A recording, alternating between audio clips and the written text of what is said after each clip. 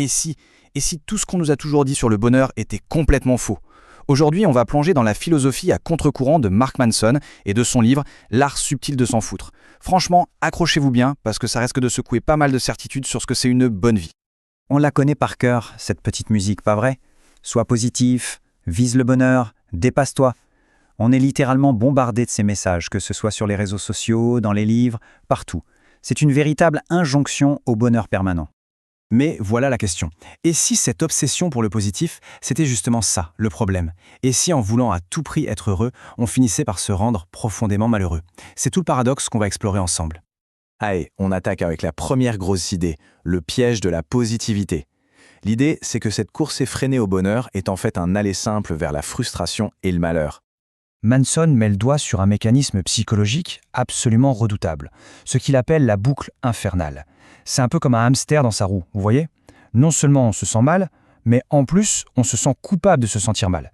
C'est une sorte de double peine émotionnelle. En pratique, ça donne quoi? Étape 1, on ressent un pic d'anxiété. Bon, ça arrive. Étape 2, notre cerveau s'emballe. Mais pourquoi je suis anxieux? Qu'est-ce qui cloche chez moi? Et là, étape 3, on finit par être anxieux d'être anxieux. C'est le serpent qui se mord la queue. On est complètement piégé dans ce cycle. Alors, comment on fait pour en sortir? Eh bien, la solution est un peu contre-intuitive, mais elle est incroyablement libératrice. Il faut arrêter de lutter. Simplement accepter ses émotions négatives. Se dire « Ok, aujourd'hui ça ne va pas, et c'est normal ». Rien qu'en se donnant cette permission, on désamorce la bombe. C'est la première étape, la vraie, vers plus de sérénité. Et ça nous amène à une idée vraiment centrale du livre. Le bonheur exige la lutte et il vient de la résolution de problèmes. En d'autres termes, le bonheur, ce n'est pas une destination de vacances où l'on se prélasse au soleil. Non, c'est plutôt une randonnée active, parfois difficile, c'est vrai, mais tellement gratifiante. On rêve tous du résultat final, du sommet de la montagne, la carrière de rêve, la relation parfaite, le corps d'athlète. Mais on oublie souvent l'ascension. Est-ce qu'on est prêt à accepter les semaines de 60 heures, les conversations difficiles qui fâchent, la sueur et la douleur à la salle de sport? Le vrai bonheur, il ne se trouve pas tant dans le résultat, mais dans le fait d'apprécier la lutte pour y arriver. On passe à la deuxième grande claque philosophique, et si on arrêtait de vouloir être exceptionnel à tout prix? C'est le concept de la liberté de la médiocrité. L'idée, en fait, c'est de trouver la paix en acceptant d'être, normal. Mais d'où elle vient cette pression d'être spécial? Petit retour en arrière. Dans les années 60, il y a eu ce mouvement de la haute estime de soi qui nous a martelé qu'on était tous des flocons de neige uniques. Le résultat? Une génération plus tard, on s'est rendu compte que si tout le monde est spécial, en fait, plus personne ne l'est.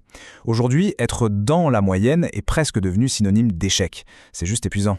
La vérité, c'est que 99% de la vie, c'est banal. C'est se brosser les dents, prendre un café, répondre à des mails. Et c'est parfaitement OK.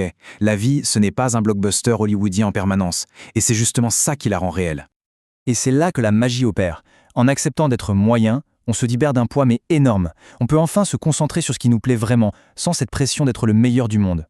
Et le plus fou, c'est que paradoxalement, c'est souvent en partant de cette humilité qu'on finit par accomplir des choses vraiment exceptionnelles. Parce qu'on se concentre sur le processus, pas sur l'ego. Tout ça nous amène à la pierre angulaire de la philosophie de Manson, choisir ses souffrances. Puisque la vie est, par définition, faite de problèmes, autant choisir ceux qui nous passionnent et qui ont du sens pour nous. Le changement de perspective est radical. Il faut arrêter de se demander comment est-ce que je peux éviter la douleur. La vraie question, celle qui change tout, c'est pour quelle cause est-ce que je suis prêt à souffrir? C'est cette question qui donne un sens à nos combats. Et pour nous aider dans cette quête de sens, Manson nous propose une image assez parlante, l'oignon de la conscience de soi. L'idée, c'est de peler les couches superficielles de nos émotions pour arriver au cœur, à ce qui compte vraiment pour nous, nos valeurs. Alors, comment on pèle cet oignon? Première couche, on identifie l'émotion. Tiens, là je me sens en colère. Deuxième couche, on creuse le pourquoi. Ok, mais pourquoi cette situation me met autant en colère? Et enfin, on arrive au cœur de l'oignon. On découvre la valeur qui a été touchée. Peut-être parce que l'injustice me révolte. Et voilà, on a trouvé notre moteur. Et cette citation résume ça parfaitement. Souvent, la seule différence entre un problème douloureux et un problème puissant est le sentiment de l'avoir choisi. En reprenant le contrôle, on transforme nos fardeaux en véritables défis stimulants. Allez, dernière étape de notre exploration, un outil très concret et très puissant, l'art de dire non.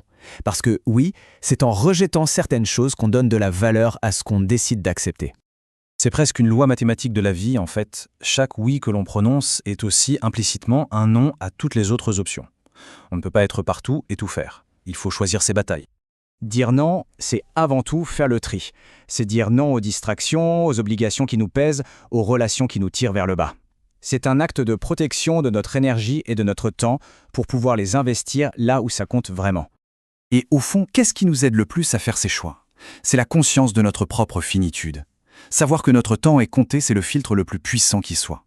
Ça nous force à nous demander, est-ce que ça, là, maintenant, s'en vaut vraiment la peine? C'est ce qui donne à la vie toute son intensité et son urgence. Donc, pour résumer tout ça, l'art subtil de s'en foutre, ce n'est pas de vivre une vie sans problème, c'est de vivre une vie avec de bons problèmes, des problèmes que l'on est fier et même heureux de résoudre. Et ça nous laisse avec une question essentielle à se poser. Quel est le problème que l'on serait heureux d'avoir? Trouver la réponse à cette question, c'est peut-être finalement trouver la clé d'une vie qui a vraiment du sens.